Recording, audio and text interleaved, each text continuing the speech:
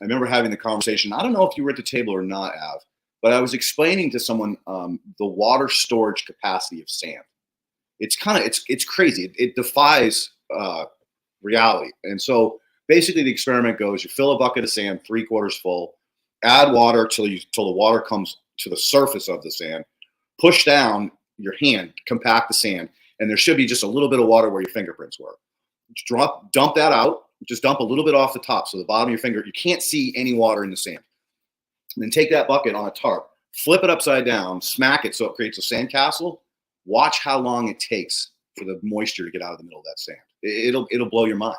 And this goes into the next conversation we're going to have, because Tom and I were talking about drybacks and how difficult they are in this type of system. But then you get into understanding. I'm not saying let it dry out. I'm just saying let it dry back in to cause stresses. But that test will show you the fact that even if you think you're dried out, you're not going to dry out for days. Like, you watch that sandcastle slowly evaporate, right? And I'm talking evaporate, right? And there's still, you poke a hole in it, there's still going to be moist in the middle. Yeah, I find that the plants really suck out an impressive amount of water, though. And I wouldn't have thought this, but in veg, like maybe 2 weeks after planting clones, I see roots popping out of the E horizon.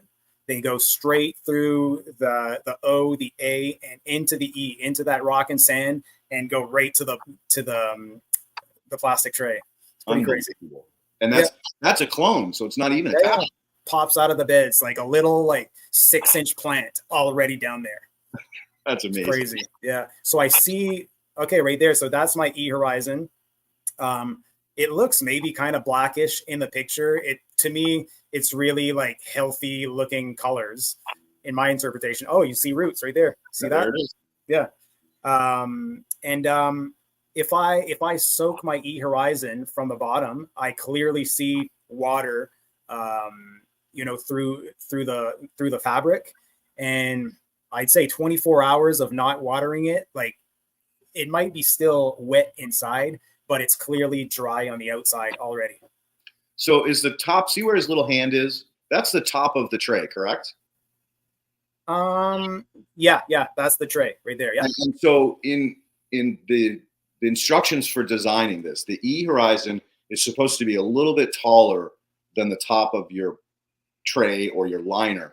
And the reason why, you don't want to have the A horizon ever sitting in water, because it will obviously go anaerobic. So for sure, it's interesting that the roots popping out looks like almost at the same level as the tray top. Is that correct, or is it going? Yeah, that's on top of the tray. But if you go if you'd go at the end of the table, you can see that roots really go right down to the end, right down to the bottom. Oh yeah, that's impressive. Yeah, totally. If you go a little further, then you'll see. I just wanted to show there, where I'm at, 6 days in, how many nodes.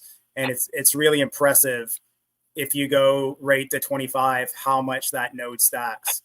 And I've tried I've tried going to flower with different amounts of nodes, and I just always regret, and I always go back to super aggressive, just one node per branch. I go as aggressive as I can. Okay, there you go. So that's my little float switch. So you see, it turns the water off before it could ever surpass the E horizon anyway. Love it. Fucking love it. Yeah. And, for me, I know you're a little skeptical, and I'm gonna use the irometer, and I'm gonna work with drybacks, and I'm gonna try different things. But for me, it works really, really well to just water from the E horizon. Yeah, there's no reason why you can't. It's dry farming, like we talked about last time. Yeah. It's a concept. No, this is really impressive.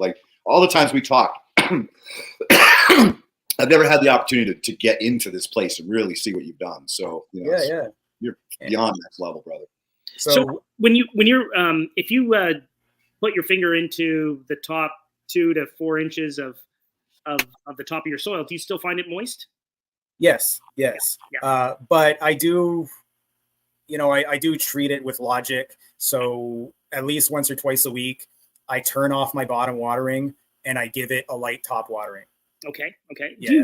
Are you using any teas or anything like that? Zero. No, because again, correct me if I'm wrong. I'm just the student here. But the way I see it is I inoculated each horizon with fish brew. And then I sent soil samples. Fish brew in Canada.